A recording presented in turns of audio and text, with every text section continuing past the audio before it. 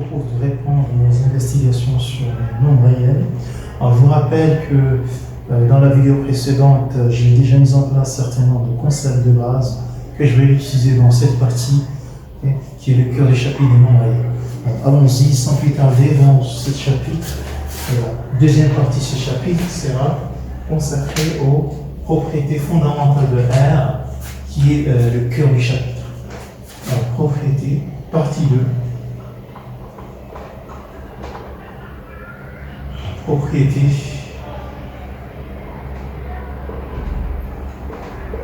fondamentale de R.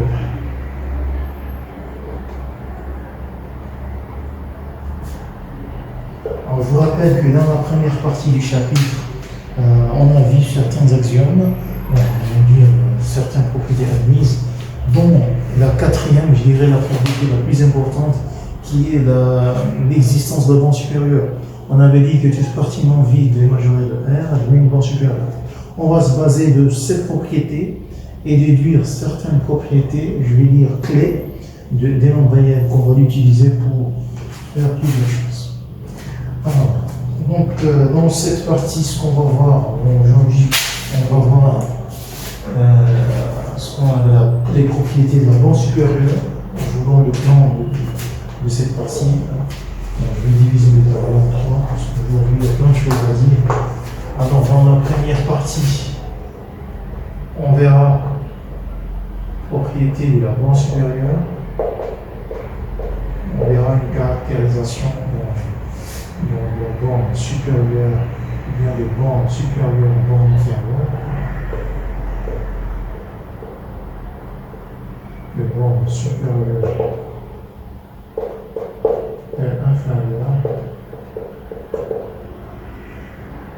Voilà, donc, première partie. Alors, je rappelle proposition, première proposition. Donc, première proposition 1. Alors, toute partie A de R non vide et majoré admet une borne supérieure. Alors, je vous rappelle que cette propriété est admise, c'est l'axiome 4 de la vidéo précédente qu'on a vue, admet une borne supérieure.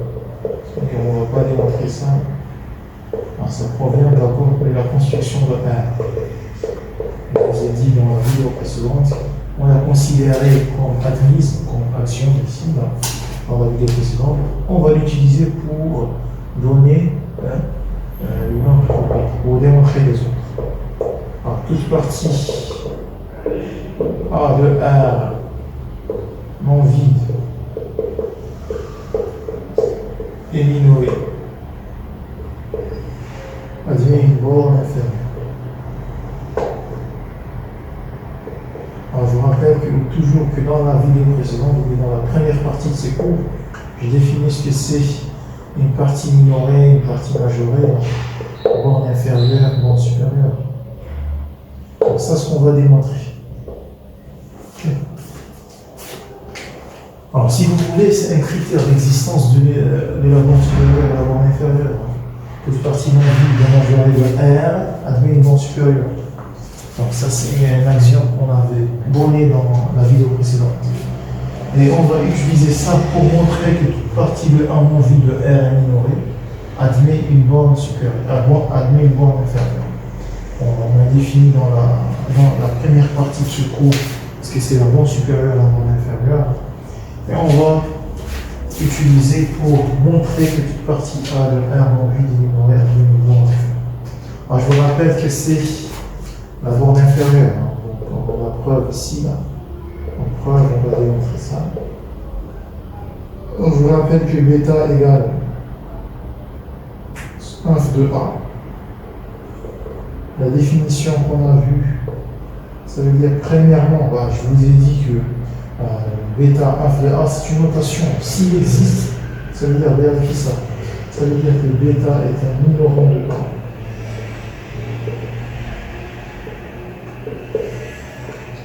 Et minorant de A. Deuxièmement, pour tout M minorant de A.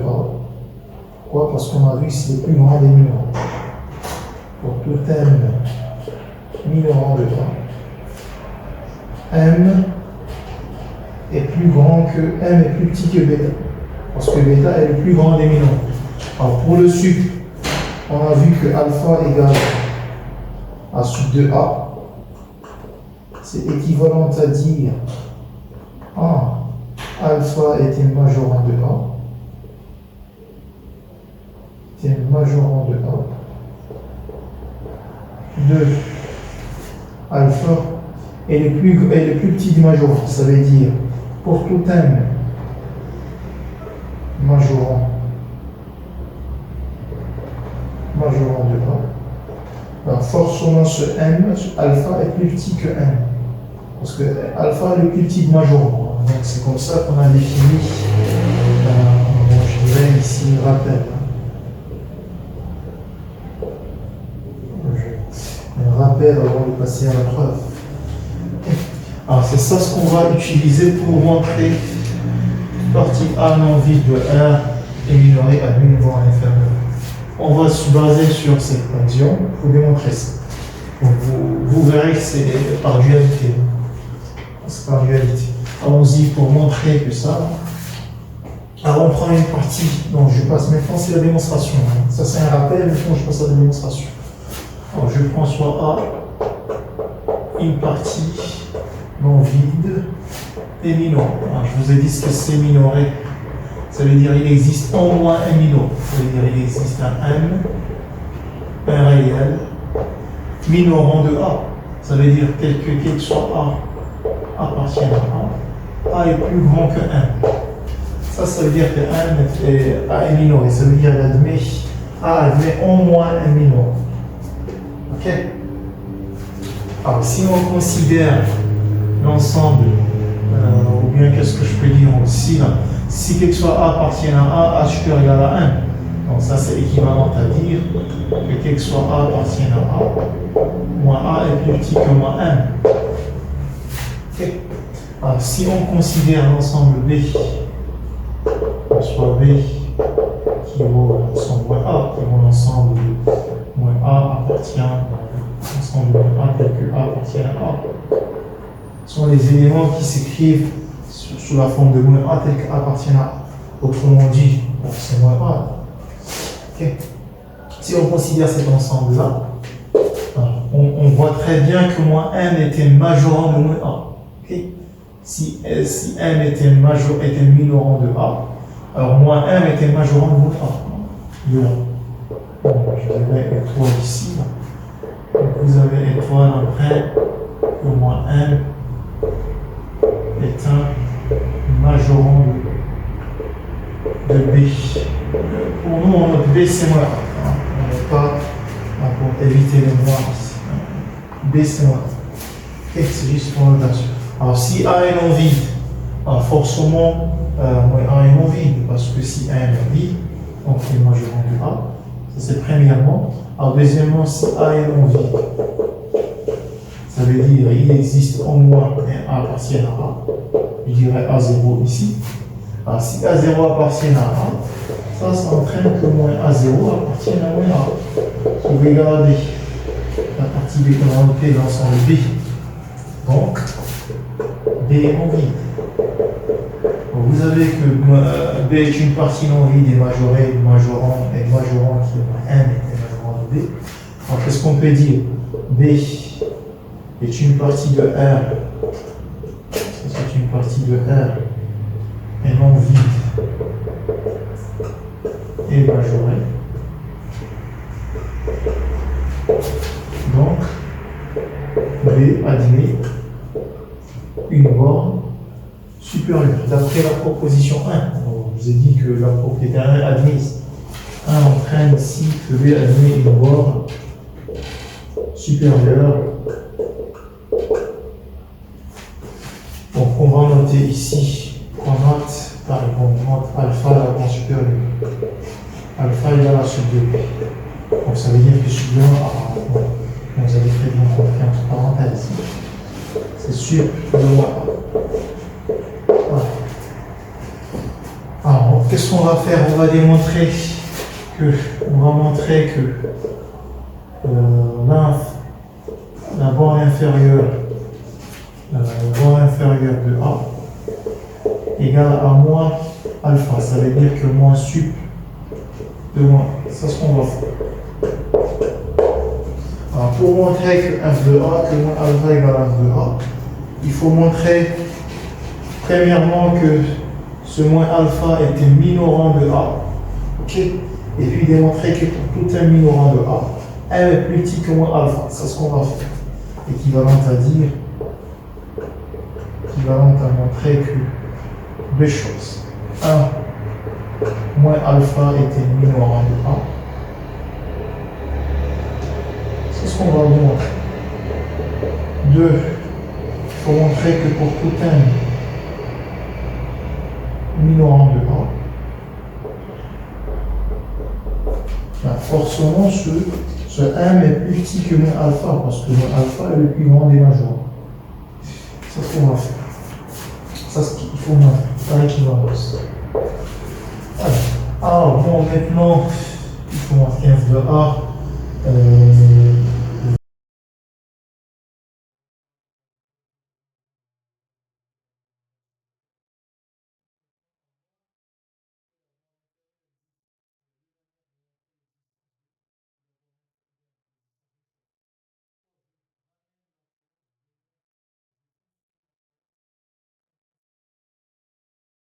Là, maintenant, on est en train de construire la borne inférieure. On verra que vraiment moins alpha et la borne inférieure de A. Donc, c'est ça ce qu'on va faire. Voilà. Donc, à partir de l'axiome 1, toute partie non vide de R est majorée à une borne supérieure. À partir de là, on peut construire la borne inférieure de n'importe quel A. De A. Voilà. Ok. Donc, voilà, on va montrer la première. Donc, premièrement, on va montrer que moins alpha est un minorant de A. Pourquoi? Parce que vous voyez, alpha est un majorant de B. Parce que alpha, on a vu qu'il est à la suite de B, donc alpha est un majorant de B. Et alpha est le plus petit des majorants. Ça veut dire n'importe quel majorant de B. Alors, alpha est plus petit que ce majorant. C'est ce qu'on va utiliser. Alpha est un majorant de B, ça veut dire quoi? Ça veut dire que quel que soit A qui appartient à A, parce qu'on a vu que les éléments de A s'écrivent sous la forme de moins A est plus petit que alpha. Ok? Ça veut dire que c'est un élément de B. Tous les éléments de B sont majorés par alpha. Donc qu'est-ce qu'on peut dire en plus? Donc ça entraîne que quel que soit A qui appartient à A est plus grand que moins alpha. Donc si on multiplie par moins, c'est inégalité. Au moins, c'est équivalent. Si on multiplie par moins, on aura une inégalité change. Donc on a quel soit A appartient à A, et A est plus grand que moins alpha. Qu'est-ce qu'on peut déduire? Là, ça entraîne que moins alpha est un minorant de A. Est un minorant de A, d'où 1. Je monte ici d'où 1. D'où la propriété 1 est 2. Alors, reste à montrer la propriété 2. Alors, pour montrer 2, on prend un minorant quelconque de A, il faut montrer que ce 1 est plus petit que moins alpha. C'est ce qu'on va faire. Soit un minorant de quelconque. Soit un minorant de ok, il faut montrer que ce 1 est plus petit que moins alpha. Alors, mais qu'est-ce qu'on sait? Alors ça veut dire que quel que soit A appartient à A est plus petit que 1. Plutôt A est plus grand que 1. 1 minorant, c'est la définition de 1 minorant de A. Ok? Alors ça veut dire, qu'est-ce que je peux dire de là? C'est équivalent à dire que quel que soit A appartient à A, moins A est plus petit que moins 1. Ok? Alors si moins A est plus petit que moins 1, ça veut dire aussi, ça entraîne que moins 1 est un majorant. Bon, est un majorant de B. B qui va ensemble moins A. Ok, on a noté B. Moins A est un majorant de B. Et puisqu'on sait que alpha égale à sub de B, donc n'importe quel majorant de B, alpha plus petit que 1, puisque L va inscrire alpha égale à sub de B. Alors, quand moins 1 est un majorant de B, alors forcément, ce alpha est plus petit que moins 1, parce que moins 1, alpha est le plus petit majorant, et moins 1 est un majorant de B. Okay. Qu'est-ce qu'on veut dire de là? Ça entraîne que moins alpha est plus grand que 1. Il suffit de multiplier ça par moins, cette inégalité par moins pour changer. Donc on a démontré que ça. On a pris un minorant quelconque, un minorant quelconque de A, et on a montré que ce minorant est plus petit que moins alpha. Donc donc qu'est-ce qu'on a? Moins alpha égale à 2. Voilà, donc on a démontré ça. Voilà. D'où l'existence. Donc ça entraîne, qu'est-ce qu'on a fait? Évidemment, on a conçu même l'existence là, on a conçu même la borne inférieure. On peut tirer deux choses ici. Si A est non vide et minoré plutôt, A admet une borne inférieure et la borne inférieure de A égale à moins sub de moins A. Avec moins A, si A est non vide et minoré. Donc c'est ça ce qu'on a fait, c'est ça ce qu'on a démontré.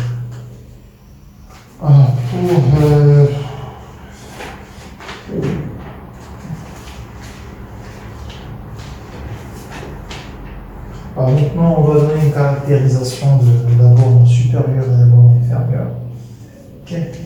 Attendez, je vérifie ici.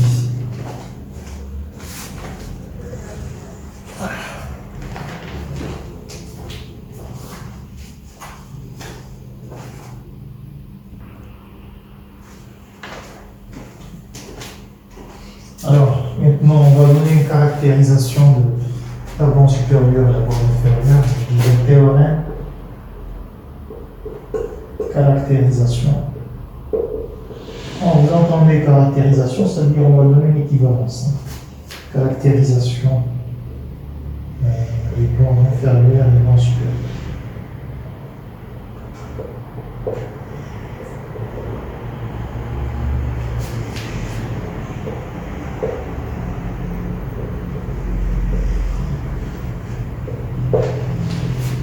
On considère une partie, soit A une partie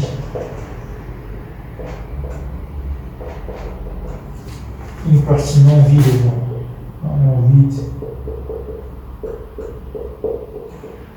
et bornée alors ça veut dire on a l'existence là ici on s'assure de l'existence de la borne supérieure et la borne inférieure. Parce que borné, ça veut dire majoré, minoré. A est majoré et à la fois majoré, minoré. Donc non vide, majoré, donc la borne sup existe. Minoré, donc la borne existe. Mais sinon, on peut, dans cette caractérisation par exemple, si la borne inférieure existe, alors on donne l'équivalence. Soit L. Parce que parfois, on peut avoir l'existence sans passer par ça. On a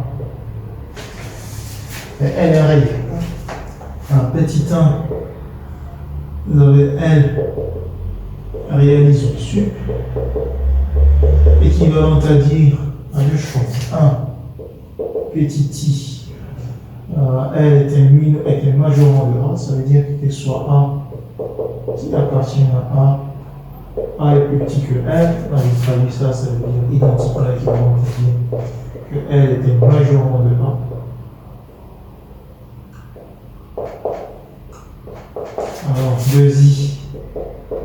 pour chaque epsilon positif, il existe un A appartient à A. Alors ici, il y en a ceux qui notent A epsilon ici, index ici, il y en a ceux qui indexent A par epsilon pour dire que ce A dépend de epsilon. Mais il y en a ceux qui omettent ça, qui enlèvent, qui écrivent A seulement, ça vous. Moi, je vais garder cette notation pour dire que A dépend de epsilon. A epsilon appartient à A, tel que L moins epsilon est plus petit que A epsilon. Donc c'est ça là, comment dirais-je, c'est ça la deuxième propriété. Mais comme A epsilon appartient à A et L est majorant de A, donc il faut qu'on rajoute ça aussi, il y en a ceux qui rajoutent. Mais la définition ou bien la propriété 2, on garde seulement ça, ça c'est ce qui est important. Et ça se traduit, comme ça que L moins epsilon n'est pas un majorant de A. N'est pas un majorant.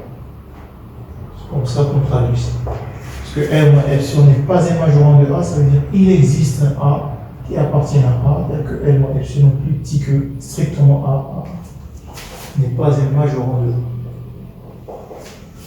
Pour chaque epsilon positif. Okay. Voilà.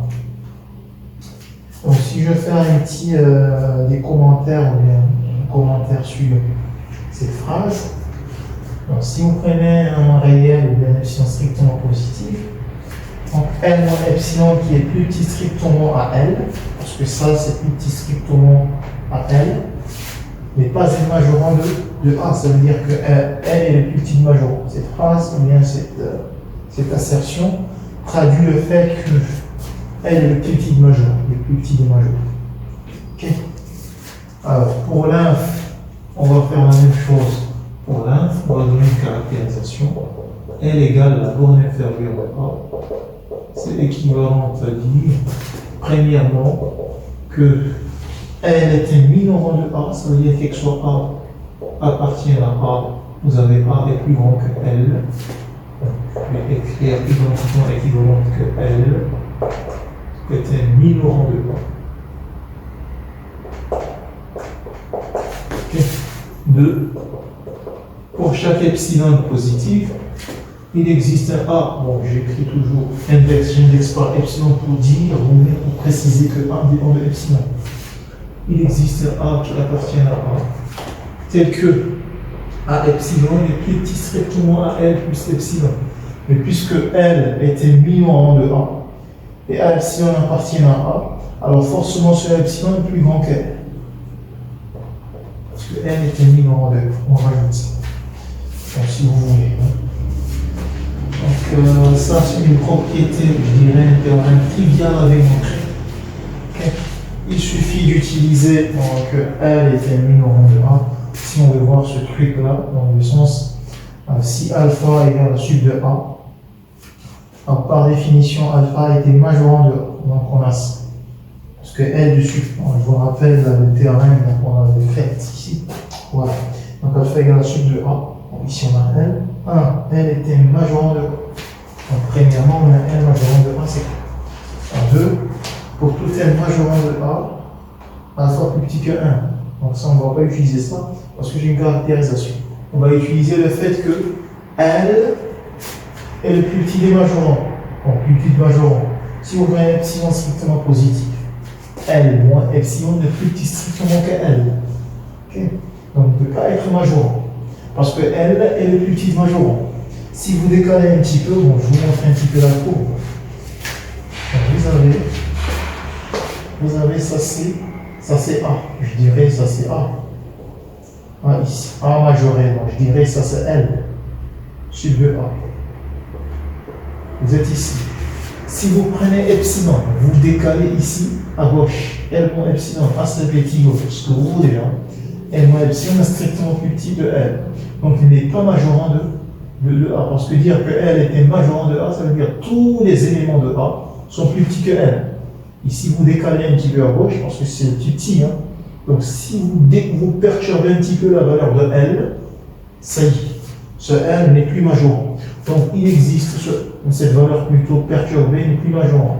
Ça, vous pouvez trouver un A ici qui appartient à A. tel que ce L moins epsilon est strictement plus petit que A epsilon. Bon, A epsilon pour dire qu'il dépend. Sinon, je vais effacer ça. Hein. Ok. Alors, et puis voilà, c'est ça la négation de L moins epsilon n'est pas un majorant de A. C'est la négation de A.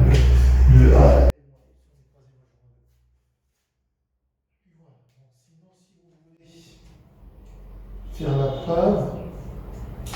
C'est ce que je l'ai dit oralement là. Donc voilà.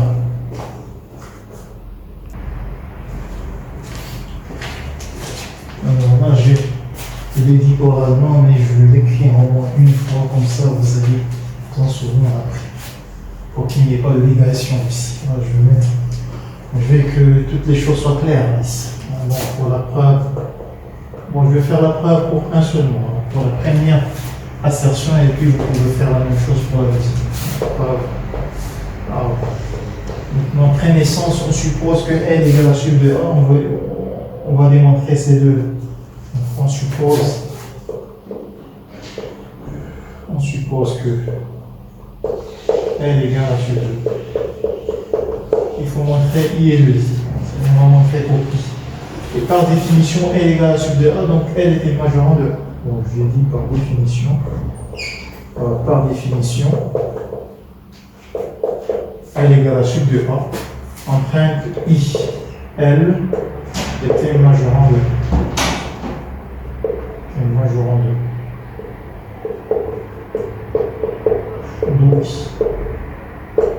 D'où la première assertion.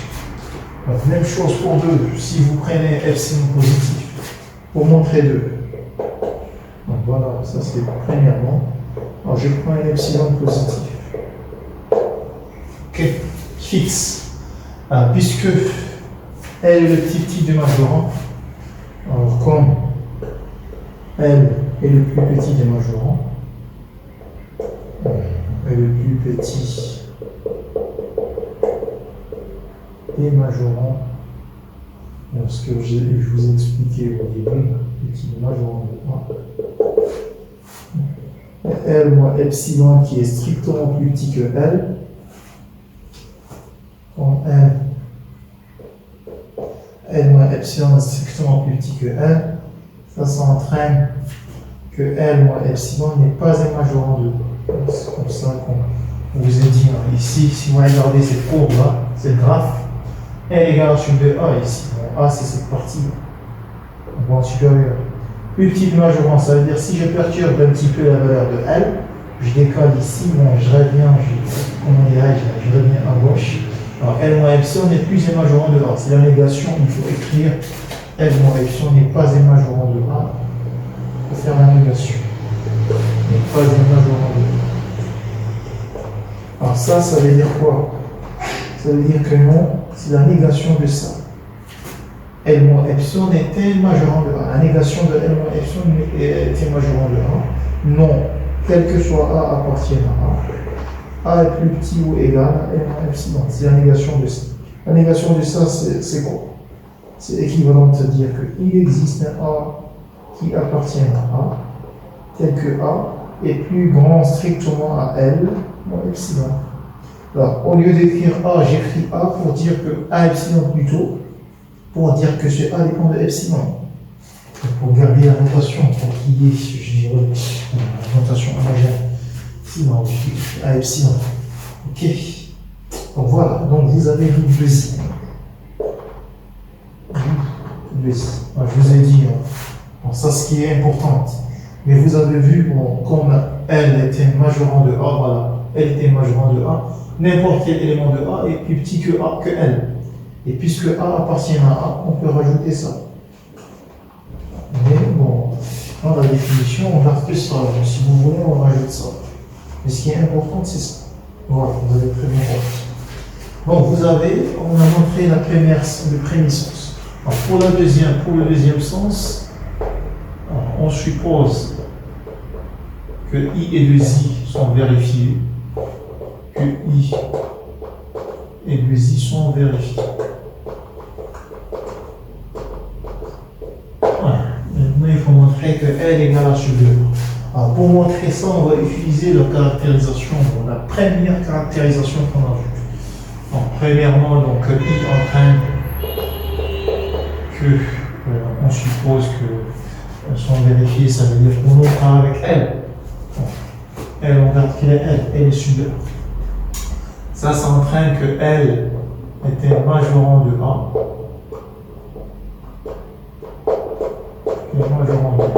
Maintenant, il faut montrer la deuxième. La deuxième, qu'est-ce qu'on a vu? On a vu que n'importe quel majorant de A, forcément ce L est plus petit que ce majorant. C'est ce qu'on a fait ici. Bon, on a pris, donc je rappelle, je rappelle la caractérisation pour qu'il n'y ait plus de digression. Alors, L, première caractérisation. Bon, c'est la deuxième fois ou bien la quatrième fois? Je ne sais pas. En tout cas, j'ai écrit plusieurs fois ici pour que vous vous rappeliez après. Alors, L était majorant de A. C'est majorant de A. 2. Pour tout M, majorant de A. M est plus grand que L. Donc ça c'est un rappel. Je ne sais pas, c'est la millième fois que je l'écris, mais c'est pas important. Comme ça, vous avez, ça va être gravé dans vos têtes. Ok. Alors, on va prendre les majorants quelconques. Il reste à montrer. On a montré la première, il reste à montrer la deuxième. Donc, je prends les majorants quelconques. Soit M, majorant de A. Ça, c'est quelconque. On va montrer que M, montrons que M, ou bien L est plus petit que 1. Ok. C'est ce qu'on va faire. Sachant que 2 est vrai. Pour chaque epsilon positif, il existe un epsilon appartient à A, tel que L moins epsilon est plus petit que epsilon, plus petit que L. Ok. Alors, maintenant, bon, ça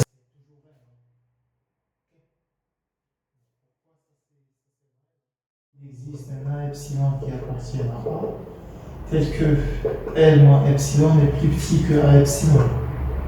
Ça, c'est la définition de la banque supérieure, pour 2i. Je vous ai dit qu'on rajoute ça pour dire que L était majorant de A. Et puisque M était majorant de A, M est notre majorant de A, alors ça, c'est plus petit que M. Cette chose-là est plus petit que M. Et donc, de là, qu'est-ce qu'on peut déduire? On peut déduire que pour chaque epsilon positif, L moins epsilon est plus petit strictement à L. Ok. Alors bon, ici, je n'ai pas parlé de limite.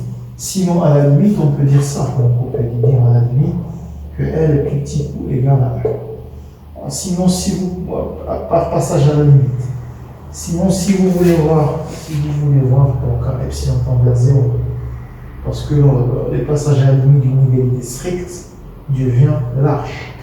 Sinon, devient large. Sinon, si vous voulez voir ça autrement, donc sinon L par l'absurde, car je vais raisonner ici pourquoi ceci est vrai, car sinon L est plus grand strictement à L. Si L est supérieur strictement à M, ça veut dire, bon, je vais justifier ça, car sinon, par l'absurde, L est plus grand que M, strictement à M, qui est équivalent à dire que L moins M est strictement positif. Okay. Alors, si je prends epsilon, pour epsilon ici, bon, je note ici étoile, parce que c'est vrai que ce epsilon positif.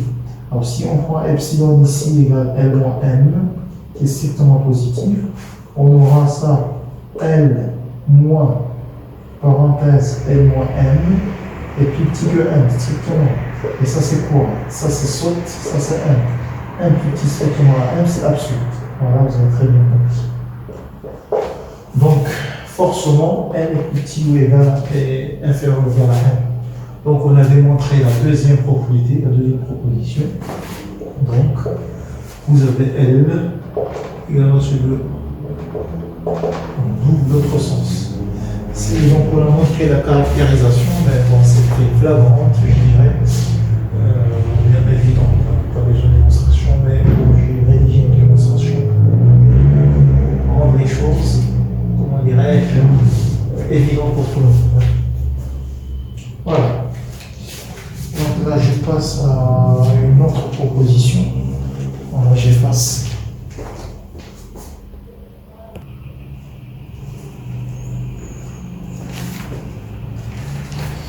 Alors, après avoir donné une caractérisation de la bande supérieure, on verra une autre caractérisation de la bande supérieure et bande inférieure dans le prochain chapitre. Je viendrai sur les suites. Alors, toute partie non vide, cette fois-ci de n, l'ensemble des entiers naturels, advient un plus petit élément. On a défini ce que c'est un plus petit élément. On a vu que c'est le sup, plutôt c'est l'inf, et puis ils appartiennent, c'est la borne inférieure, et appartiennent aussi à l'ensemble. Donc plus petit élément. Advient un plus petit élément. Un petit élément. Petit élément.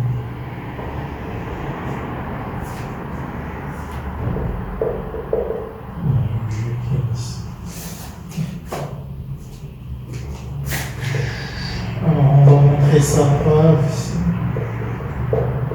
Alors, c'est ce qu'on appelle le terrain de P1. Voilà, c'est le terrain de P1. Ok. Alors, on va considérer une partie de A, soit A, une partie non vide de N. On va apprendre à rédiger ça avec des quantités. Alors, j'ai dû d'écrire trop de phrases ici. Je vais traîner avec les symboles, comme ça vous allez apprendre à rédiger avec les symboles.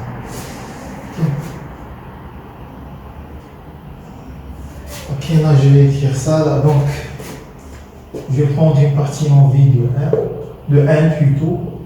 Je vais montrer qu'il existe un alpha appartient à N, appartient à A, ou bien plutôt, tel que alpha est un majorant de A. Bon, ça est un majorant, minorant plutôt. Parce qu'on a vu que le petit élément était minorant de A, et puis il appartient à A. Voilà, donc c'est ce qu'on va faire. Bien l'inf. On a vu aussi une remarque que c'est égal au sup, égal à l'inf, et puis égal à la bande inférieure, et puis elle appartient à A aussi. C'est équivalent à dire, c'est équivalent du sens. Ok, c'est ce qu'on va faire. Voilà. Donc, puisque A est une partie non vide de N, donc A est une partie de N, N est inclus dans R, donc forcément A est non vide est une partie de R aussi. Donc le terrain de la K ou bien de l'existence, et là est une partie de N aussi, donc minoré par 0. Donc j'ai écrit, donc A est une partie non vide de R, et puis puisque A est une partie de N, donc A est minoré par 0. Donc minoré par 0. 0 est un minorant peut-être inclus dans N étoile ou bien dans l'ensemble des entiers tels qu'inclus dans les deux. Et nous, ce qui nous intéresse, c'est une partie de N. Donc N, on sait que N démarre de 0, 1, 2, 3, 4, 5. Ok. Donc une partie de N est toujours minorée par 0. Puis voilà, donc, théorème qu'on a vu l'existence de la première proposition de cette partie entraîne que A admet une borne inférieure. Admet une borne inférieure. Inférieure. On note ici, on va noter alpha. On note alpha ici. On note alpha égale 1, 2. Mais ici, bon, rien nous assure que ce alpha appartient à A. Ici, ce qu'on sait, le alpha appartient à 1. Il faut montrer que ce alpha, cette fois-ci, il faut montrer que alpha appartient à A pour dire que alpha égale le min cette fois-ci. C'est ce qu'on cherche. Donc, identiquement équivalente. Alpha égale au min 2. C'est ce qu'on va montrer.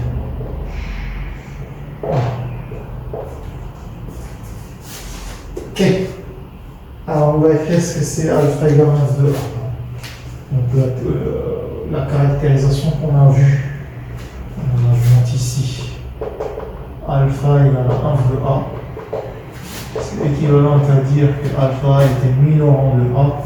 Et pour chaque epsilon positif, je vais écrire parce que ce qui m'intéresse l'obligation, pour chaque epsilon positif, il existe un epsilon appartenant à A, tel que A epsilon est plus petit strictement à alpha plus epsilon.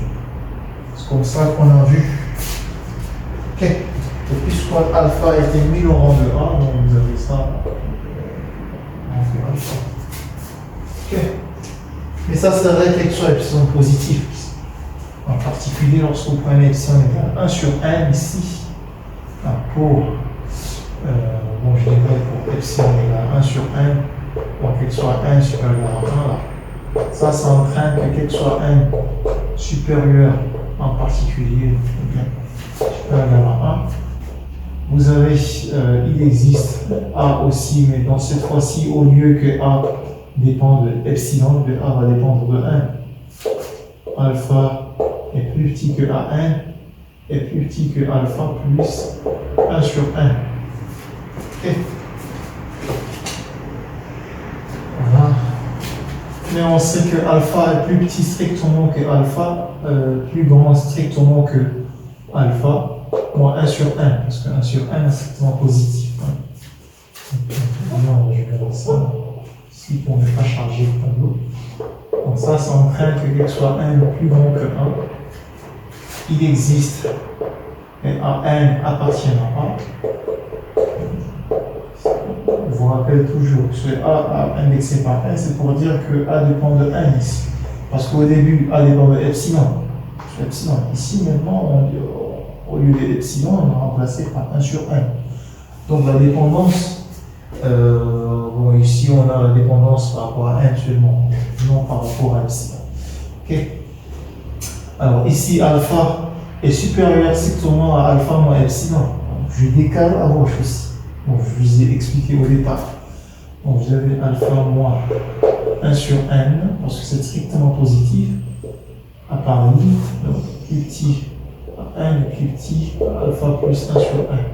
Parce que vous voyez que alpha est plus petit ou égal à 1. Par transitivité. Je vous ai déjà expliqué ça dans la vidéo précédente. Ok, de là, qu'est-ce qu'on peut lire? Vous voyez quelque chose de la valeur absolue. Ça, c'est équivalent à dire, je vous ai dit de vous rappeler les concepts qu'on a faits dans la vidéo précédente. Donc ça, c'est équivalent à dire que AN moins alpha est plus petit que alpha, strictement. Alors, je vous rappelle que la valeur absolue de x est plus petit que r. C'est équivalent à dire que x est comprise entre moins r et r. Bon, si c'est inférieur strict, alors vous avez des inégalités strictes. Ça, j'efface et je continue. Ok. Voilà. Ça, c'est 1 sur 1. Alors, je note ça, c'est étoile. Ok. À qu'elle soit 1 sur égal à 1, il existe à 1 tel que à 1 moins alpha est égal à 1 sur 1. Donc, qu'est-ce que je peux dire ensuite? Parce que moi, n'oubliez pas le but. Le but, c'est de montrer que alpha appartient à A.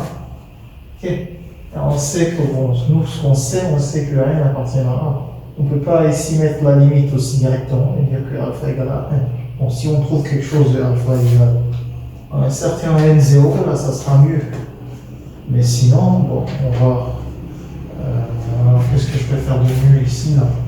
Donc, si on a n ici, qu'il soit n, m, des entiers que je vais donner les conditions après, j'ai ici am moins an égale à n moins alpha plus alpha moins a. On va employer ce genre de raisonnement, il faut comprendre ce raisonnement. Et ça, c'est plus petit que an, inégalité triangulaire, an moins alpha plus am moins alpha. Okay. Mais cette inégalité est plus petite que 1 sur 1 dès que 1 dépasse 1. Aussi, ceci est plus petit que sera plus petit que 1 sur n dès que n dépasse 1. Donc celle-ci, bon, je prends nm. Ok. Bon, ça c'est plus petit que 1 sur n plus 1 sur 1 dès que nm dépasse 1. Mais pour faire quelque chose, je dirais un peu plus mieux, là, beaucoup plus mieux, je vais prendre nm qui est plus petit, plus grand que dès que nm dépasse 2. Donc j'aurai 1 sur 1 plus petit que 1 demi, 1 sur 1 plus petit que 1 demi. Donc la somme sera inférieure ou égale à 1. Donc qu'est-ce que j'aurai? J'aurai 0 plus petit à n, donc à n, qui est plus petit que 1. Donc, plus petit strictement 1 parce que vous avez une égalité stricte, qui est plus petit ou égal à 1, donc ça plus petit est strictement 1. Quel que soit nn, plus grand que 2. Qu'est-ce que je peux dire? N'oubliez pas que c'est un entier. AN ou AM est un entier, donc ça appartient à n. Donc tout ça il appartient à n. Est-ce qu'un entier peut être comprise strictement entre 0 et 1 par 0? Vous voyez très bien, si on n'a pas le choix. Donc forcément, AN, la valeur absolue de AN ou AN, égale à 0, quel que soit nn, plus grand que 2. Parce que ça c'est un entier, tout ça c'est un entier. Ok. Alors ça c'est nul, n'oubliez pas, bon, la propriété qu'on a vue pour des valeurs absolues, ça c'est équivalent à dire que AN égale à AN, quel que soit nn, plus grand que 2. Alors nous ce qu'on cherche, moi je prends par exemple AN égale à A2 ou bien A3, ce que vous voulez, parce que cette égalité est vraie. Bon, j'ai pas défini ce que c'est une suite stationnaire, mais bon, je vais pas en parler aujourd'hui. Je laisse ça pour la prochaine séance, peut-être. Donc vous avez AN égale à A2, quel que soit n plus grand que 2. Ok. Ça c'est ce qu'on peut conclure. Voilà. Donc là je reviens en étoile. Ici. Voilà. Donc étoile entraîne quoi? Entraîne que quel que soit n plus grand que 2. Parce que c'est vrai quelque chose 1 supérieur à 1, en particulier pour 1 supérieur à 2 aussi. Parce que 2 est plus grand que 1. Il existe, bon, je prends AN égale à A2, vous avez A2 moins alpha est plus petit que 1 sur n. Alors là, je n'ai pas parlé de limite ici, parce que sinon, si je passe à la limite, j'aurai la limite de ça. Bon, ça c'est positif, donc la limite de ça qui vaut A2 moins alpha, parce que c'est une constante qui est indépendante de n, égale à 0. Ok? Donc ça veut dire la limite de ça qui est égale à ça qui vaut 0, donc A2 égale à alpha. Donc A2 alpha appartient à A. Mais sinon je peux voir ça, bon, je vais écrire et puis je vais justifier après. Donc, ça veut dire que A2 égale à alpha. Mais A2, on a vu que A2 appartient à A. Donc AN, quel que soit 1 supérieur à 1, donc AN appartient à A. Donc vous avez A2 qui est à alpha qui appartient à A. Et puis c'est tout. Hein. Donc vous avez alpha égale A min de A. Ok, donc il faut justifier ça dans ce passage. Parce que qu'est-ce que j'ai utilisé? Bon, là, je vais écrire ici, je vais justifier hein, ce passage proposition. Soit x un réel. Ok. Alors s'il existe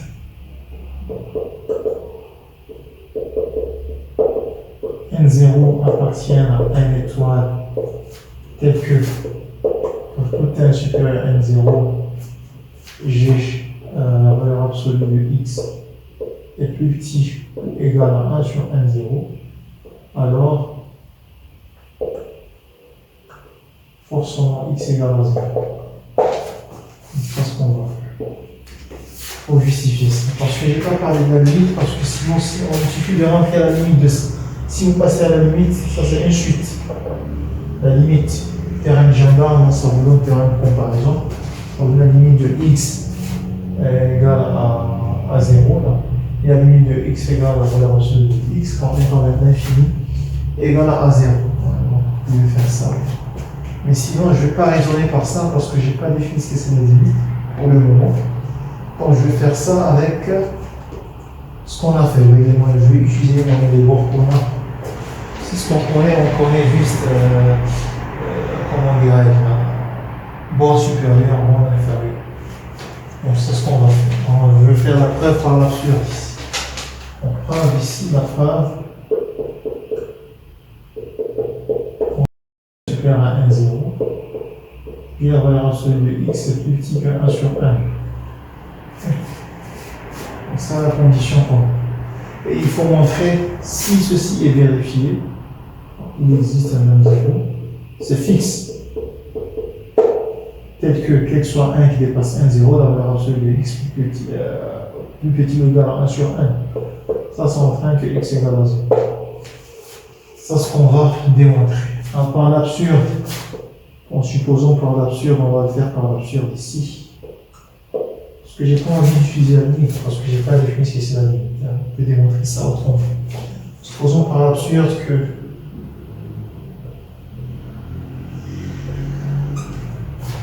x différent de 0. Qu'est-ce que je peux dire? Parce que x différent de 0, là je considère l'ensemble. Soit E. Donc l'ensemble de, je dirais, P, valeur absolue de x, P appartient à N, et P plus grand que N0. Parce que là, je veux qu'on reste dans cette situation. Je vais rester dans le milieu qu'on travaille. Mais cette hypothèse nous dit que dès que n dépasse 1, 0, valeur absolue de x, bon, n, valeur absolue de x est plus petit que 1. Donc qu'est-ce que je peux dire de là? Là, ça veut dire que c'est un non-vide. Bon, je dirais, il existe une 0, je dirais étoile, cette hypothèse. Étoile entraîne quoi? Entraîne que E, d'une part, E est non-vide. Parce que par exemple ici vous prenez n0 valeur absolue de x, vous vérifiez ça. Hein? Ok. Et E est majoré par 1. Pourquoi? Il est majoré par 1. Qu'est-ce que vous voyez ici? Dès que n dépasse 1, 0, valeur absolue de x est plus petit que 1 sur 1. C'est équivalent à dire que 1 valeur absolue de x est plus petit que 1. Vous avez très bien compris. Il est majoré par 1. Ok. Alors, d'après le théorème de l'existence de bond supérieur, où je dirais dans notre cours, j'ai dit axiome 4. Donc, je dis axiome, c'était le quatrième axiome. Axiome 4 entraîne que E admet une borne supérieure qu'on note, ici qu'on va noter nous dans cette question. On note alpha. Alpha égale à sub 2. Ok. Alors, alpha égale à sub de E d'après la caractérisation qu'on a vue. On atteint ici. Ça veut dire que quel que soit epsilon positif, okay, il existe un A epsilon ici. Bon, pour nous, il existe un élément qui appartient à E. Un élément appartient à E. Ici, les éléments de E s'écrivent sous la forme de Px, si P valeur absolue de x. Je dirais qu'il existe un P0 appartient à N, avec P0 plus grand que N0, tel que vous avez alpha moins epsilon, et puis petit strictement à P0, valeur absolue de x. Ce sont les éléments de E s'écrivent sous la forme de P fois valeur absolue de x. Ok. Voilà, bon, je peux écrire ça là. Bon, ça veut dire que vous avez ça, vous avez N0x. Ok. Vous avez aussi N0 plus 1. N0 plus 1 valeur absolue de x.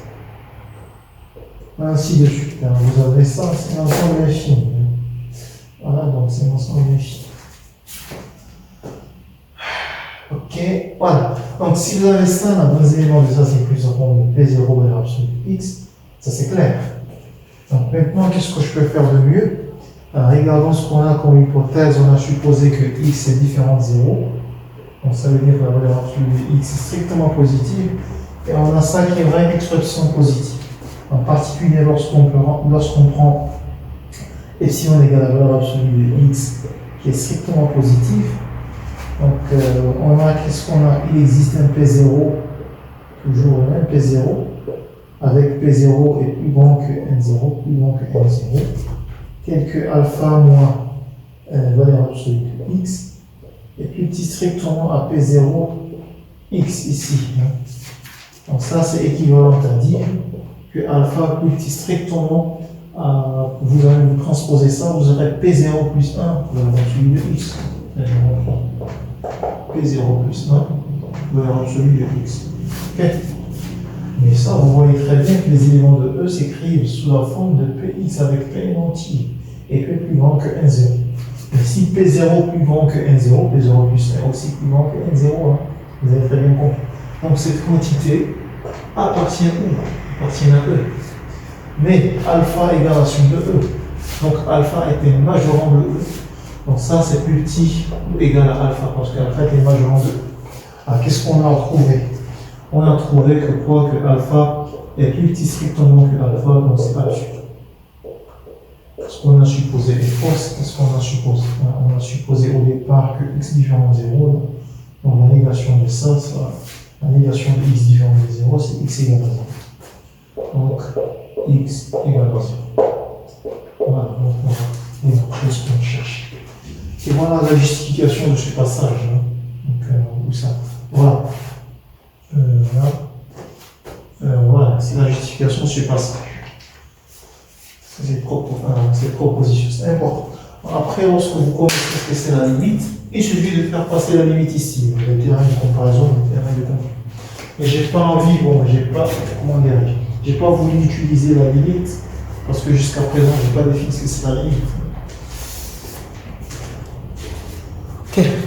Alors là, je vais effacer et continuer.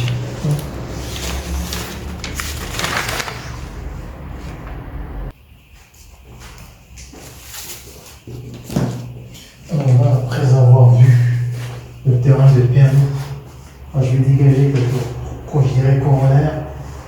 Donc, corollaires en proposition, des propositions que vous pouvez vous entraîner. Alors, attention, ces propositions ou bien ces propriétés peuvent être posées en examen ou bien en exercice. Donc, attention, leurs démonstrations peuvent être vues en exercice. 1. Alors, toute partie. Pourquoi j'ai rappelé ça? Parce que c'est important. Donc, je vais l'utiliser dans les propositions qui suivent. Mon vide est majoré. Cette fois-ci de Z. Admet un plus grand élément.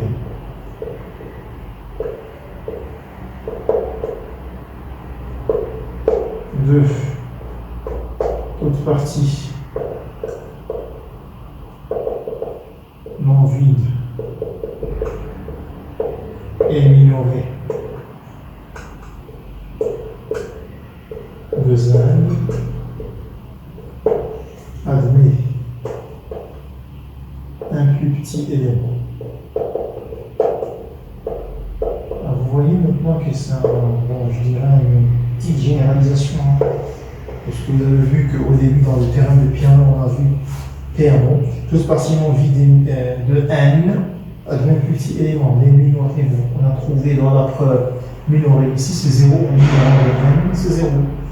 Si Z est très général, N est une partie de Z, donc vous allez calquer la même démonstration pour avoir l'exercice. Vous entraînez un petit peu à faire un exercice. Entraînez-vous pour voir si vous avez compris, vous avez bien, très bien compris la part qu'on vient de faire tout à l'heure. Alors, maintenant je passe à la deuxième partie, à la partie entière. On va parler de la partie entière derrière. Partie entière derrière. Vous allez voir qu'on va utiliser ça dans la convergence d'une suite derrière. La deuxième partie. Alors, je commence par donner un résultat B qui assure l'existence théorème, ici théorème d'Archimède. Une propriété d'Archimède.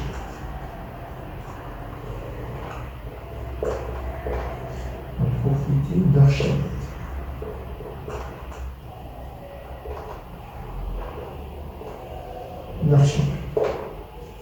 R est archimédien. Bon, il y a ceux qui disent que R est un corps archimédien. Bon, je vous rappelle qu'il y a un qui considère ça comme axiome. Bon, mais nous, on va démontrer pour nous les axiomes considérés, sont les 4 seulement que j'ai énoncés dans la vidéo. Okay. R est archimédien. On dit aussi que R est un corps archimédien. R est archimédien. Ou bien on dit, je vous écris ici, que R est un corps archimédien. Il n'y a pas de corps archimédien ici. C'est une définition. Bon, c'est-à-dire quoi?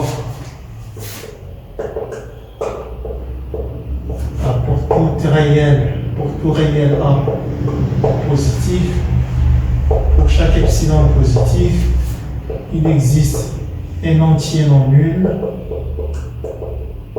tel que un epsilon est plus grand que 1. Ça veut dire. Bon, cette phrase se traduit de la manière suivante. Si vous prenez un réel suffisamment grand et un epsilon aussi petit que vous voulez, vous pouvez trouver un entier tel qu'un epsilon dépasse. Bon, l'équivalence de ça, il y en a ceux qui disent de la manière suivante plutôt. Pour tout cas positif, ça c'est équivalent. Il existe un entier n non nul tel que n est plus grand que 1. Bon, qu'est-ce que je veux dire de là? Ça veut dire n'importe quel réel, bon, ici positif, mais si c'est négatif aussi, ça marche. N'importe quel réel, il existe un entier qui lui dépasse. Un entier naturel aussi non nul qui lui dépasse. Okay. Alors pour voir l'équivalence de ça, c'est simple. Bon, pour le passage de la première inégalité vers la deuxième inégalité, il suffit de prendre epsilon égal à 1. Il est vrai parce que ça c'est vrai que sur epsilon. Pour epsilon égal à 1, on tombe sur cette inégalité. Okay. Alors pour revenir à l'autre sens, si ceci est vrai, quel que soit 1 positif, vous prenez un epsilon strictement positif, donc A sur epsilon aussi, bon, est vrai, c'est une inégalité vraie qu'elle soit pour A sur epsilon. Donc vous aurez n est plus grand que A sur epsilon, c'est équivalent à dire que n epsilon est strictement supérieur à A. Okay. Donc c'est ça la phrase importante. Pour n'importe quel réel suffisamment grand, ou bien aussi grand que vous voulez, vous pouvez trouver un entier qui lui dépasse. Un entier qui lui dépasse. Et donc on va démontrer ce résultat.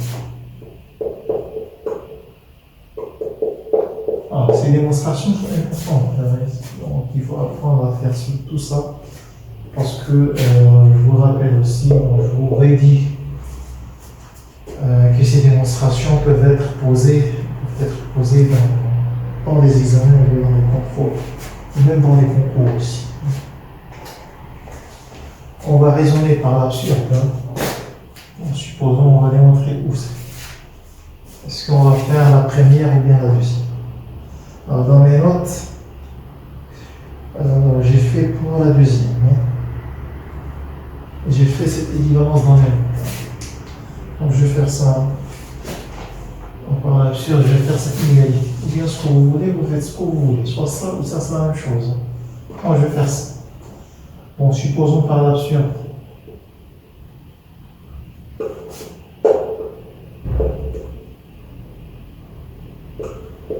L'absurde, ça veut dire qu'on va faire la négation de ça. Il existe un epsilon positif, il existe un A positif, tel que, quel que soit n appartient à n étoile, n epsilon est plus petit ou égal à A. Donc ça, je dirais, c'est non, ça c'est 1.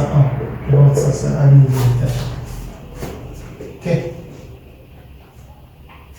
Alors maintenant, je considère E.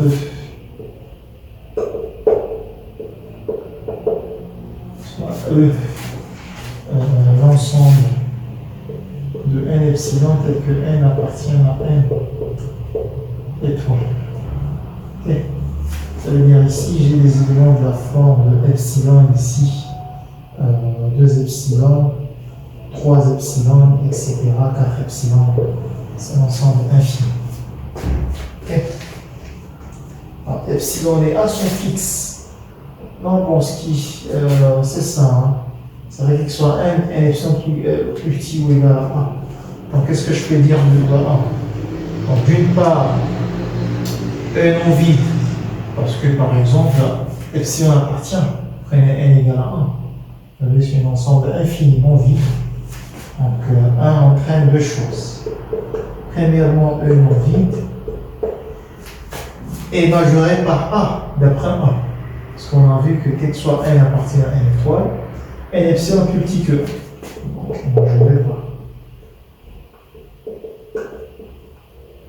et majoré par c'est une constante fixe. Alors, le théorème entraîne l'existence. Donc, je peux maintenant écrire le sup. Noter le sup. Maintenant, on est sûr que le sup existe. Soit alpha, je note sup de E. Qui existe parce que l'envie est majoré. Maintenant, bon, il faut trouver une contradiction. Salut. Ok. Alors, alpha égale à sup de E. D'après notre la caractérisation de nom supérieur, ce que vous voulez, là, c'est vrai qu'elle soit epsilon. Bon, j'ai vu d'écrire epsilon, ici j'écris epsilon prime positif. Donc il existe, bon, ici les éléments de E s'écrivent sous la forme de n epsilon. Il existe un n0, et le n0 appartient à n étoile, tel que alpha ou epsilon prime est plus petit strictement à n0 epsilon. Ça, c'est un élément de E. Les éléments de E s'écrivent sous la forme de n epsilon, donc n appartient à n étoile. Je prends n0 particulier. Ok. Alors ça, c'est vrai qu'il soit epsilon prime positif. En particulier, au lieu de parler d'epsilon prime, je prends le epsilon concédé la fixe. C'est epsilon. Donc pour epsilon prime égale à epsilon, donc je vais avoir le même epsilon dans le côté gauche et le côté droit. Donc ça, c'est équivalent. Ça implique plutôt qu'il existe un n0 qui appartient à n étoile, tel que alpha moins epsilon le plus petit strictement à n0 epsilon. Ok. Ça, c'est équivalent à dire que alpha est plus petit strictement à n0 plus 1 epsilon. Mais ça, c'est un élément de E. Parce qu'on a vu que les éléments de E s'écrivent sous la forme de n epsilon et qu'elle appartient à n étoile. Donc cette quantité appartient à E. Alors on sait toujours que alpha égale à sup de 1, on craint que alpha est un majorant de E. Sup de E plutôt, donc alpha est un majorant de E. Et puisque cet élément appartient à E, donc ça c'est inférieur ou égal à alpha. Donc qu'est-ce qu'on a démontré? Donc ça entraîne que alpha est plus petit strictement à alpha, c'est absurde. Parce qu'on a supposé les fausses. Donc qu'est-ce qu'on a supposé? On a supposé que ça, on a supposé ça. Donc la négation de ça est vraie. Donc ça veut dire que quel que soit epsilon positif, quel que soit A appartient à A positif plutôt, il existe un n appartient à n tel que n epsilon est strictement supérieur. Ok, voilà. Ça va ainsi terminer la preuve du théorème d'Archie. Alors maintenant je passe la partie entière. Ici la partie entière est égale. Ok. Je vais écrire théorème ici. Partie entière. Alors, partie entière. Voilà, pour tout réel. X, il existe un entier relatif unique, un entier relatif unique n,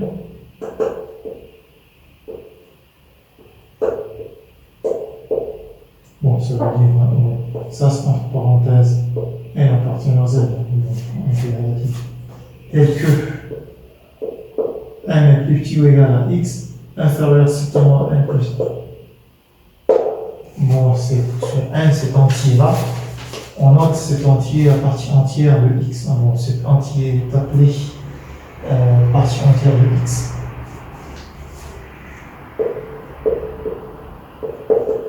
On note cet entier n. Il y en a ceux qui notent comme ça, là, e de x, pour désigner la partie entière. Il y en a ceux qui notent comme ça, où n égale crochet comme ça, là, on donne avec des crochets. Moi, dans ce cours-là, je vais garder cette écriture-là avec le E. Et bien, parfois, je vais faire les deux. Et on l'appelle la partie entière. La partie entière est l'unique entier qui vérifie cette inégalité, autrement dit. On l'appelle la partie entière de x. La partie entière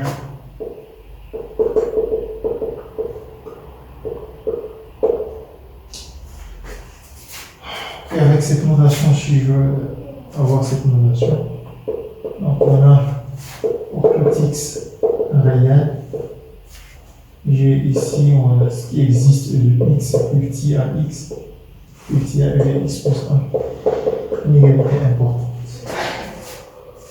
Et voilà ce que je viens de dire ici. Et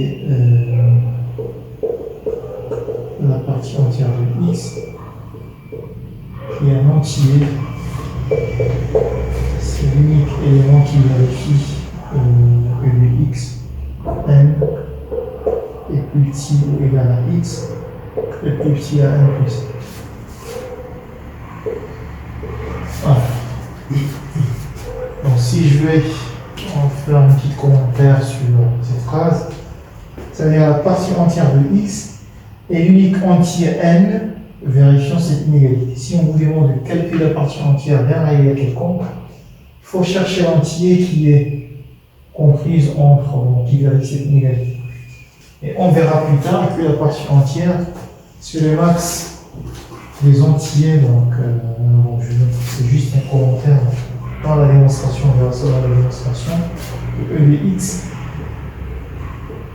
je vais dire comme commentaire, on remarque c'est le max de l'ensemble de P appartient à Z et que P est plus petit que x.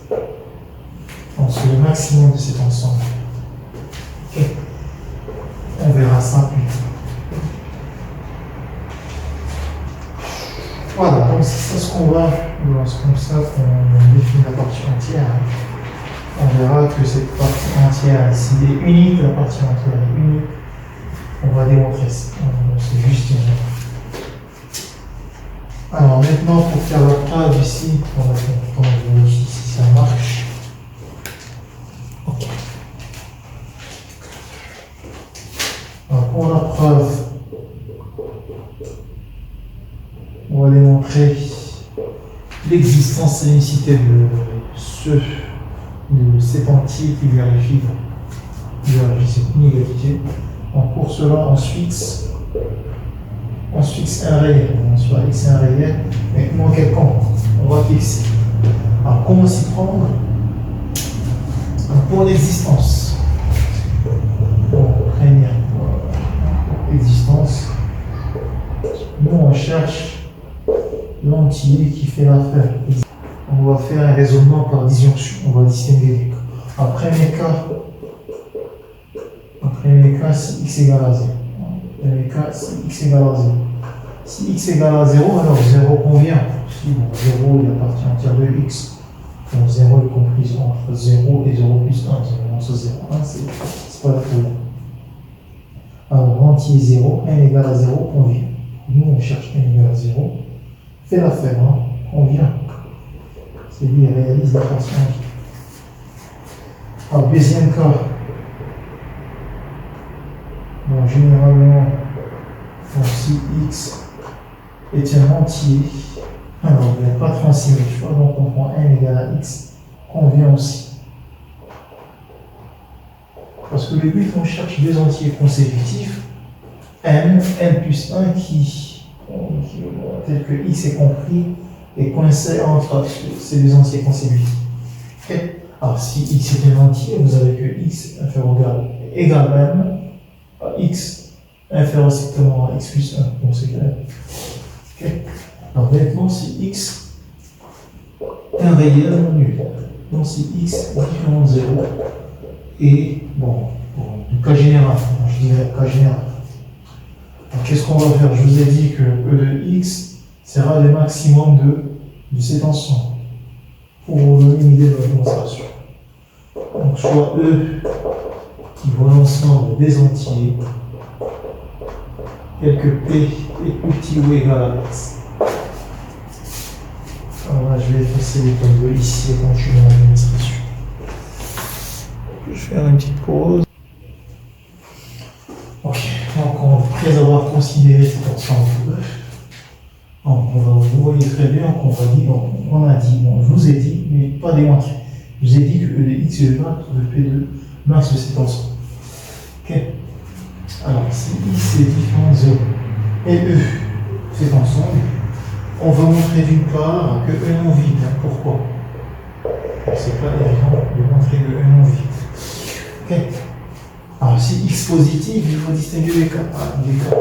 Alors, si x, bon, je dirais le premier cas, si x strictement positif, alors 0 appartient à E.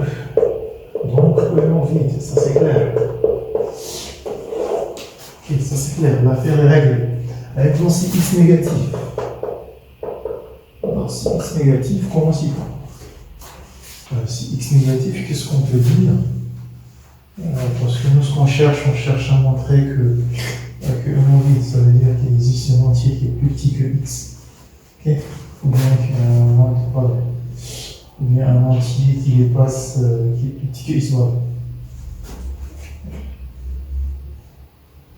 Alors, si x négatif, donc qu'est-ce qu'on peut dire? Donc, j'ai ici moi x est strictement positif. Alors, là, qu'est-ce qu'on peut dire de la propriété d'Archimède aussi, donc théorème d'Archimède?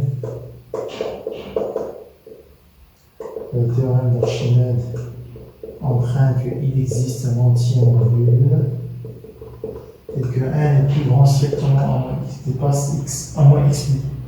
Mais n est un entier, donc ça l'équivalent à dire, c'est une égalité. Pas tout ça, mais ça. Ça entraîne qu'il existe un entier qui appartient à n étoile, et que moins n est plus petit strictement à x. Okay. Donc, moins n appartient où? Appartient à E. Okay. Donc, moins n est un entier qui est plus petit que x. Je vous ai dit qu'une inégalité stricte entraîne une inégalité large. Ça entraîne que n moins n est plus petit ou égal à x, et moins n est différent de x. Je vous ai dit dans la partie précédente, dans la vidéo précédente si vous voulez. Donc, E non vide. Donc dans tous les cas, E est une partie non vide.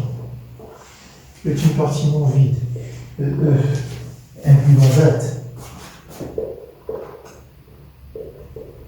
Donc E par E non vide, inclut dans Z. Troisième chose aussi, E est majoré par X, puisque vous voyez que tous les éléments de E, attention les éléments de Z, sont plus petits que X. Et E majoré par X. Bon, d'après la proposition que je vous ai demandé de démontrer vous-même en exercice, E est une partie de Z non vide et majorée, donc E admet un plus grand élément.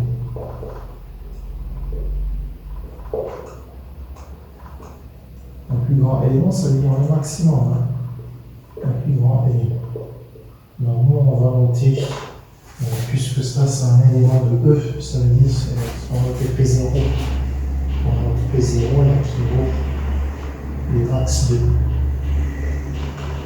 Donc ça veut dire quoi? Ça veut dire que le max, on a vu que le max appartient à E. Ok? C'est la bande supérieure de plus, et il appartient à E. D'autre part, bon, ce que je peux dire aussi, donc si P0 est une action de E, donc P0 plus 1 n'appartient pas à E. Qu'est-ce que le plus grand élément, plus petit élément là, plus petit, comment dirais-je, plus petit majeur. Donc P0 plus 1 n'appartient pas, parce que P0 plus 1 plus grand strictement à P0. Qu'est-ce que ça veut dire P0 plus 1 n'appartient pas à E? Donc c'est une négation de ça. Ça c'était l'anti. Hein. Donc P0 plus 1 n'appartient pas à E, ça veut dire P0 plus 1 plus grand strictement à X, supérieur strictement à X. Donc ça c'est équivalent à dire que P0 plus 1 est strictement plus grand que X, supérieur strictement à X.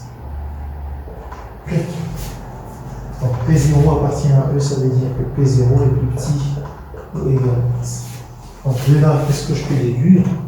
Ça entraîne que P0 plus petit ou égal à X, plus petit strictement P0 plus 1. Donc la partie entière en question, c'est ce que je vous ai dit, c'est le max de donc E de X égale à P0, qui vaut le max. Bon, je vais écrire ça, alors la même chose, le max de E, qui vaut max de l'ensemble P dans Z, puisque P est plus petit que X. Voilà. Donc, on a montré l'existence. Pour montrer l'unicité de ça, on a unicité de E de X. On dit que 1, j'ai dit que E de X réalise la partie entière, ça veut dire que ça, n est plus petit que X, plus petit strictement 1 plus 1. Ok. Voilà, donc je vais le faire par l'absurde, soit n prime z tel que 1 différent de n prime, avec, vous avez n, ça veut dire n réalise la partie entière, n et n prime sont les parties entières, on suppose qu'il existe deux différentes, et puis n prime plus petit ou égal à x, plus petit à n prime plus 1. Ok, on suppose qu'on a ça. C'est une égalité, voilà, ça c'est 2. Alors, puisque vous avez n différent de n prime, ça veut dire à deux cas de figure. Soit vous avez n plus petit que n prime, ou n supérieur strictement n prime.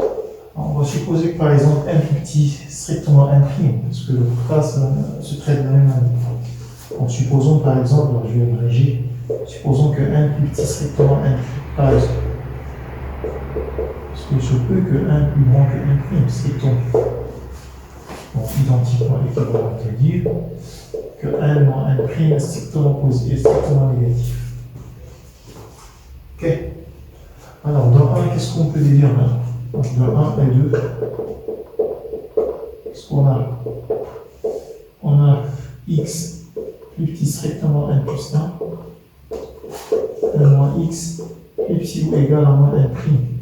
Donc si je fais la somme, donc j'aurai n plus 1 moins n prime. Ça implique quoi? Donc là j'écris, ça implique que moins 1 plus petit strictement n moins n prime. Okay. Moi je transpose ça. Mais je sais que n moins n prime est strictement négatif, parce que par hypothèse. Ça par hypothèse. Ok? Mais ça c'est impossible, parce que ça c'est un entier. Un entier ne peut pas être compris strictement entre moins 1 et 0. Hein. Donc un entier soit égal à moins 1, soit égal à 0, soit égal à moins 2, soit égal à... Donc ça c'est impossible, c'est absurde. Absurde car n moins n prime est un entier. Ne peut pas être compris strictement entre moins 1 et 0. Okay. Donc voilà, donc ce qu'on a supposé est fausse. Donc voilà, forcément vous avez n égale à n prime. Il ne peut pas avoir deux entiers qui réalisent la partie entière.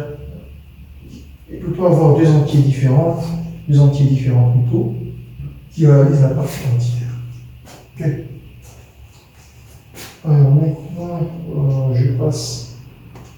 Maintenant, je vais parler de partie dense de R. Partie dense dans R. Ce sera la dernière partie de ces cours. Partie dense dans R. Alors, avant de donner la définition de la densité, alors quand on vous parle de la partie dense, ou bien d'une partie dense dans R, ce sont des parties qui sont presque égales, qui sont presque égales à R. Ce sont des parties plus grandes plus grande, bon, les parties plus grandes de R. Souvent, les parties sont presque égales à R. Bon, on verra plus tard que, bon, enfin, on verra plus tard que ces parties-là sont limites d'une suite d'éléments de tout même réel et limite d'une suite d'éléments de cette partie, de ces parties denses. Okay. Mais vu qu'on n'a pas vu, bon, on n'a pas vu la suite, je n'ai pas défini ce que c'est la limite d'une suite. Bon, là, je ne vais pas parler de limite aujourd'hui. Mais juste pour vous donner une idée de la densité, ça veut dire ici on part qu'il y a des parties presque égales à R tout entier. Okay. Alors, définition de la densité. Densité. Soit 1 est partiellement vide.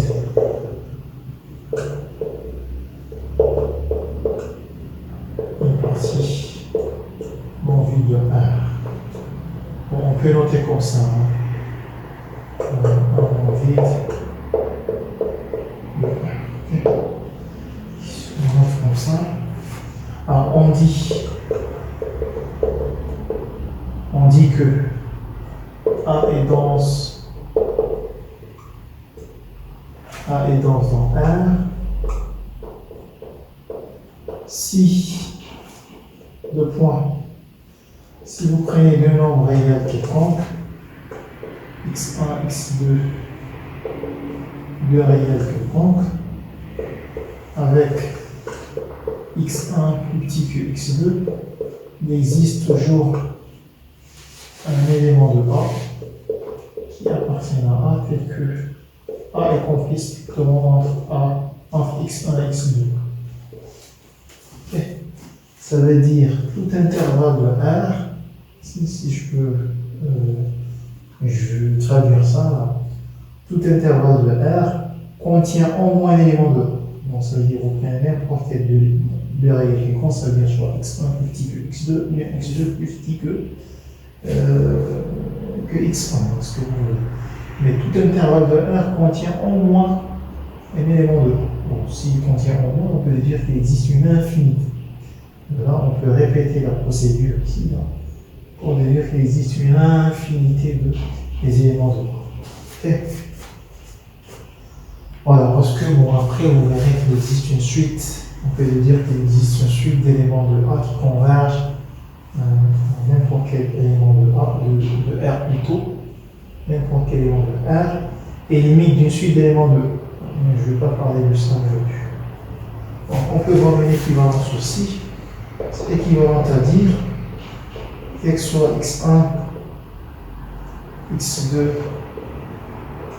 appartient à R2 avec x1 plus petit que x2, ce que je viens de dire, à l'intervalle, donc j'écris l'intervalle ouvert, l'intervalle ouvert x1, x2 inter A est non vide. Ça veut dire qu'il existe au moins un élément de A qui appartient à x1 et vice versa. Ça veut dire l'intersection d'intervalle ouvert x1 et x2 inter A est non vide. Il existe toujours un élément de A qui appartient à l'intervalle x1 et x2. Donc c'est ça la traduction de la densité. Alors, donc je passe, je dis qu'on aura l'occasion de voir une propriété, une caractérisation séquentielle de la densité. Ça veut dire une définition à partir de la suite. On verra une équivalence de cette définition avec des suites aussi. On est dans le chapitre suivant, dans le chapitre, bien dans le prochain cours, sur les suites. Alors je passe au théorème, là, théorème important. 1. Vous avez que Q est dense dans R. On va voir quelques parties denses dans R. Vous avez Q et R1Q aussi. Les rationnels, les irrationnels sont denses dans R. Donc, voilà. Sont denses dans R. C'est ça le résultat important. Okay.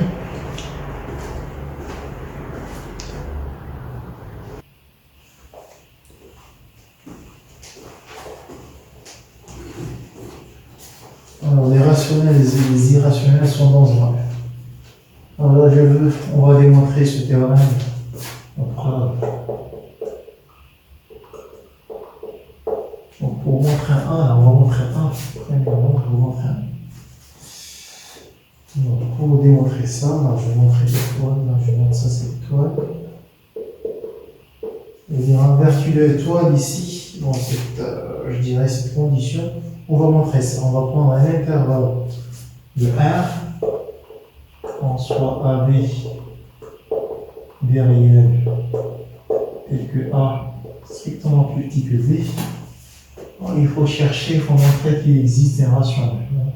Il faut montrer qu'il existe un rationnel tel que R est compris strictement entre A et B. Ça, c'est ce qu'il faut chercher.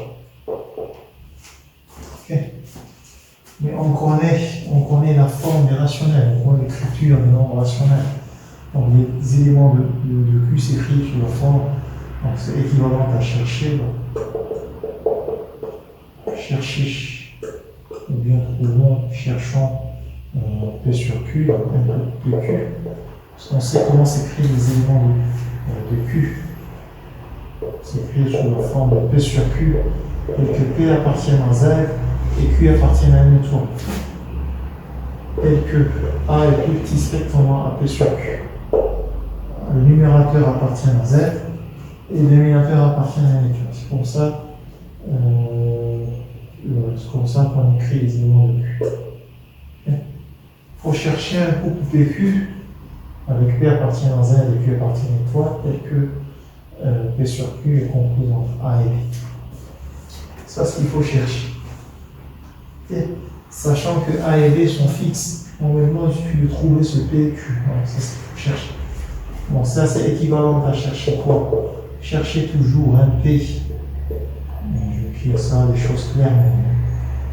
Chercher un P qui appartient à Z et Q qui appartient à une étoile, tel que, par équivalence QA est plus petit que P, plus petit que QB. Si on arrive à trouver un P entier et Q entier naturel qui vérifie ça, ça sera fini. Hein. Alors, comment trouver cet entier? Alors, pour s'y prendre de cette situation-là, comment s'en sortir? Alors, qu'est-ce qu'on sait? Alors, on sait que tout intervalle, peut-être je vais justifier, tout intervalle de longueur de proposition, lui un petit parenthèse, proposition, pour tout intervalle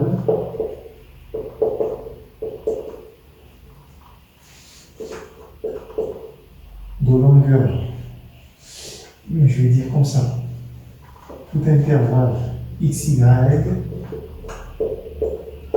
tel que l'amplitude y moins x est supérieure strictement à 1 contient un entier P.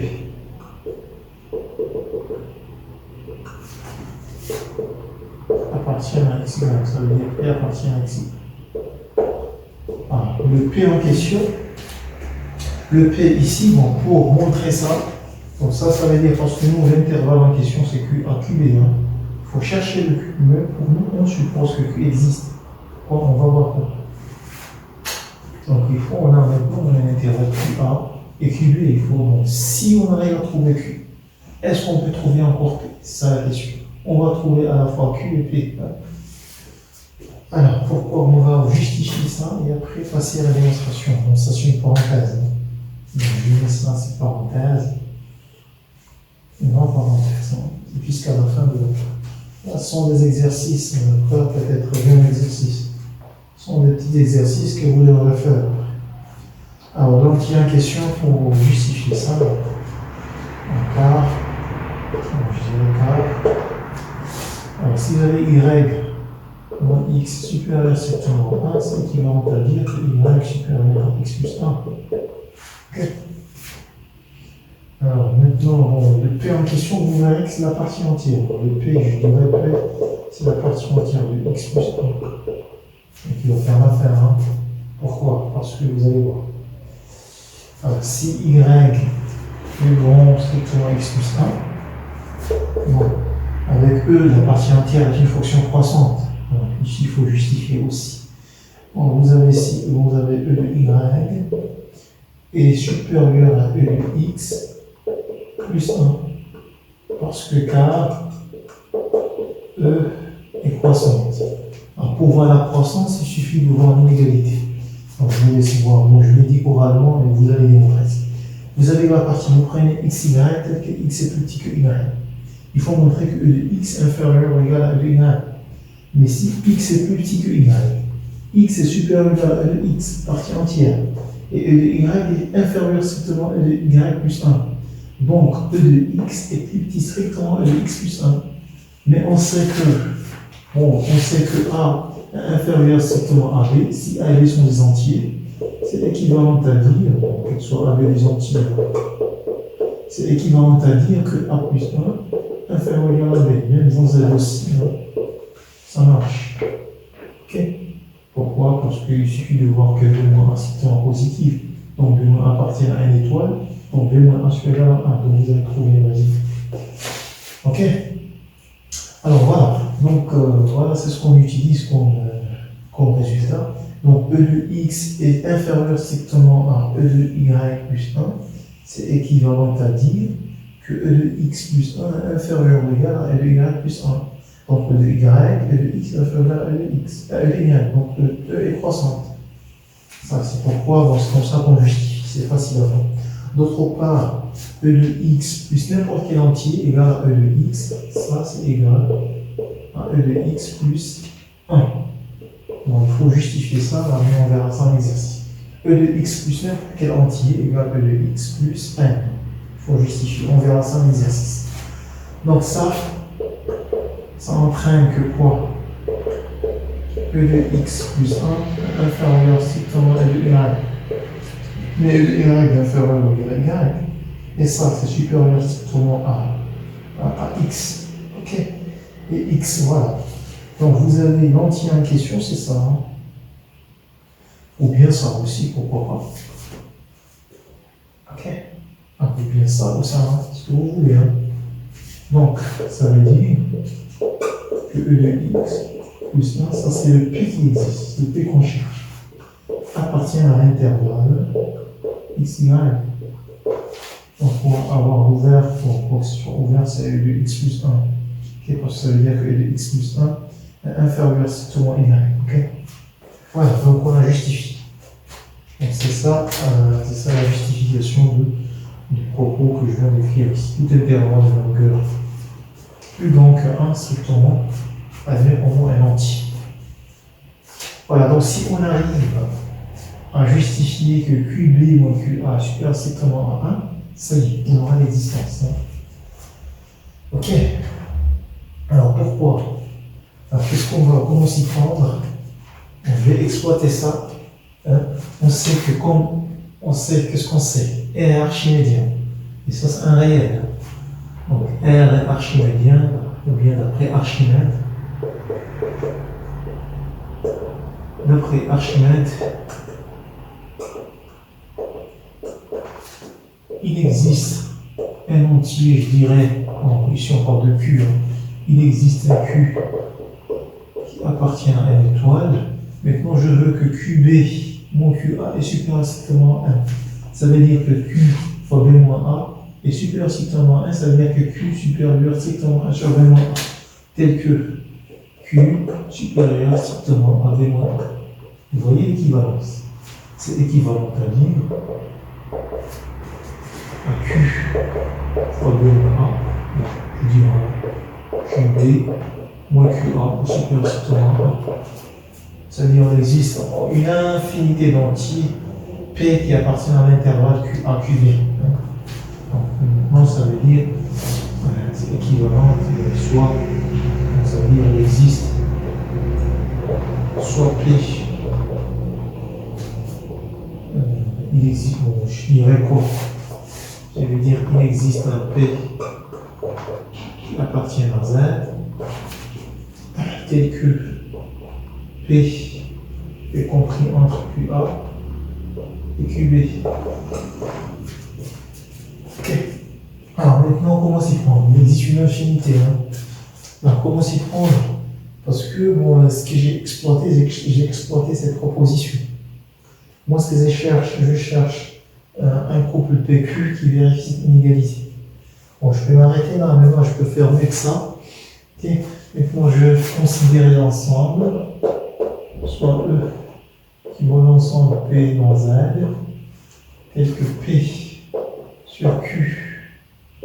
Donc, on sait que bon, Q existe, tel que P sur Q supérieur strictement à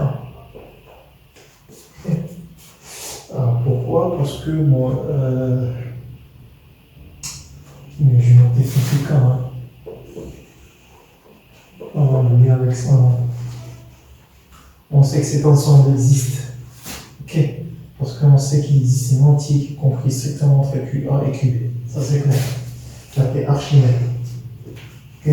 Après ça. Alors ça c'est une partie de Z. Mon vide, parce qu'on sait qu'il existe une infinité d'entiers qui vérifie une inégalité en particulier. Alors cet entier supérieur strictement QA. Voilà. Donc, voilà, donc ça s'entraîne que E, mon vide, E majoré pas. A majoré minoré pas. Et minoré par AQ. Parce que ça entraîne quoi? Alors si je vérifie ça, donc ça c'est l'ensemble du K dans Z. Et que K supérieur strictement QA. Ce Q existe. C'est une partie de Z. Mon vide est minoré par QA. Ça veut dire qu'il existe un minimum. Je vois P égale à min de E. Le min de E appartient à E. Donc si P appartient à E, qu'est-ce que je peux dire? Alors, si vous regardez bien, là, bon, peut-être que j'ai fauté ici. Alors là, j'ai fauté. Bon, P égale à min de E. Donc P-1 n'appartient pas P plus 1. P plus 1 appartient parce que là, on va à droite. C'est P-1. Donc P-1 n'appartient pas à E. Ça veut dire quoi? Ça veut dire que P, comment dirais-je? Donc P-1, voilà, c'est P-1 est plus petit. Donc ça c'est P-1 ici. P-1 sur Q est plus petit ou égal à A. Donc voilà, donc ici, plus 1 sur Q, donc P-1 ici est plus petit ou égal à A. Ok? 1 sur Q, on revient ici comme Q supérieur à 1 sur B moins A. Donc ça c'est équivalent aussi à 1 sur Q et plus petit strictement à B moins A. Voilà, donc je vais écrire ça aussi. C'est équivalent à 1 sur Q et plus petit strictement à B moins A. Donc là, c'est inférieur strictement à A plus B moins A qui vaut B. Donc ça veut dire qu'il existe un PQ qui appartient à Z en N étoile et que A inférieur à P sur Q inférieur strictement à A. Okay. Donc voilà, donc on a démontré la densité de Q dans R. Ça veut dire n'importe quel intervalle de R a au moins une ration. C'est rationnel, c'est écrit sous la forme de P sur Q, avec P appartient à Z et Q appartient à N. Ok, alors pour la deuxième, je prends toujours je conclue ici, j'oublie de conclure toujours. Donc plus est dense, non. Alors donc je prends toujours un intervalle AB tel que A non petit que B. Pour montrer qu'il existe un irrationnel. Qu'est-ce que ça veut dire? Il faut montrer qu'il existe, c'est pas X qui appartient à R moins Q, un irrationnel tel que A plus petit que X, plus petit que B. C'est ce qu'il faut montrer. Il faut trouver cet irrationnel. Alors, comment l'avoir? On va partir de là. A strictement plus petit que B. Donc, c'est équivalent à A moins racine de 2. Suivant ce qu'on si j'ai rien fait. Que B moins racine de 2. Pourquoi? Vous allez voir pourquoi. Ensuite, la racine de 2 est une irrationnelle. Alors, d'après la première proposition, Q et l'endroit R sont deux réels. Donc, je dirais un qu'il existe un rationnel tel que 1 moins racine de 2 est plus petit que R est plus petit que B moins racine de 2. Ok. Donc, voilà, donc ça veut dire il existe un R appartient à Q tel que A, bon, je rajoute une racine de 2 dans les inégalités, ça ne change pas. Je vous rappelle, moi je dirais l'axiome 3. Bon. Je vous renvoie dans l'axiome 3 de la vidéo précédente. Et ça, c'est un irrationnel. Hein. Il n'appartient pas à Q. Bon, si vous voulez voir ça, sinon vous supposez par l'absurde qu'il appartient à Q. Et puisque Q bon, est un corps d'ailleurs, donc Q, l'addition est un groupe. Donc si vous allez trancher moins R appartient à Q. Donc vous avez racine de 2 égale R plus racine de 2 moins R appartient à Q. C'est-à-dire la somme de deux rationnels reste irrationnelle. Il suffit de rajouter moins R. Hein. Donc racine de 2 appartient à Q, ça c'est pas possible, puisque R racine de 2 n'est pas action.